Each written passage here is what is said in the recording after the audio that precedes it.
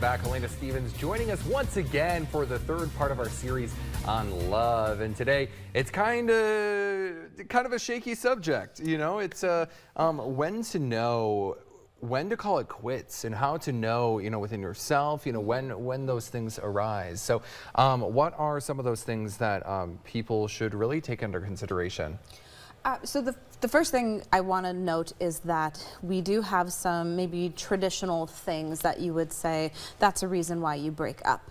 And at the same time, it's individual for each individual couple. Mm-hmm. What would be non-negotiable for you may not be non-negotiable for me. So I don't want people to get hung up on this is an absolute deal breaker. It can be, but people can work through things all the time, even big stuff. So it's knowing, it's really about what do you value?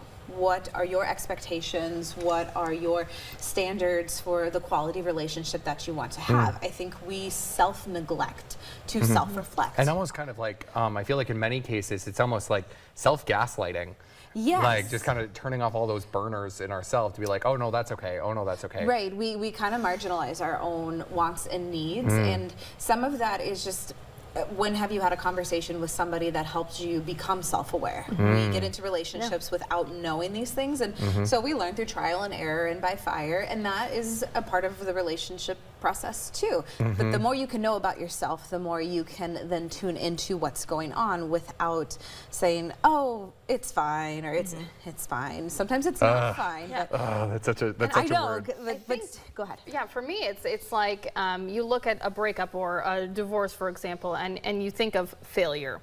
And the thought of failing is never a good thought to have. So how do you get beyond that and kind of accept? That's an excellent question. Like that? I tend to reframe it in regards to, again, what do you value? What does your partner value? Are you honoring those values for each other? Are you willing to put work in? Are you willing to compromise? And where there is kind of refusal on one end, on the other end, you need to be honest with yourself about how sustainable is this? How much more can I do when my partner is not willing to reciprocate? And it doesn't mean it's 100 on both sides. You can't have your cake and eat it too. But I think in the absence or the refusal of trying, you have to have an honest conversation with yourself. And I would not categorize that as failure.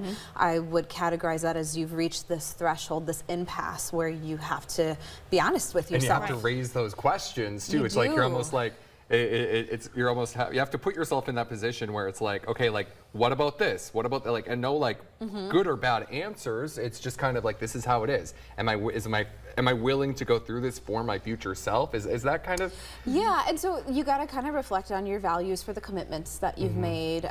Reflect on what is your threshold for respect and disrespect, and also ask yourself, am I being realistic? Am I being rational? Sometimes we are a little irrational in what we can expect and what we say we want and need. And if you are within reason and your partner is not going to respect that, or if you're not willing to respect what they need, then it's time to figure out that next step, whatever that looks like. I think just kind of circling back before we end it here, I think that I think it's so interesting that, all these traditional values that you were saying that, like, oh, like cheating, XYZ, traditionally it's like, no, that's a means for divorce right there. But arguably, couples have worked through that, and it's still possible to work through that. And it's really hard. I will never say that it's not really hard, but again, you reflect on what is my value for this commitment, and how. And that's so difficult. It is. It's not a one size fits all, but I would say, like I've said in every session, self-awareness.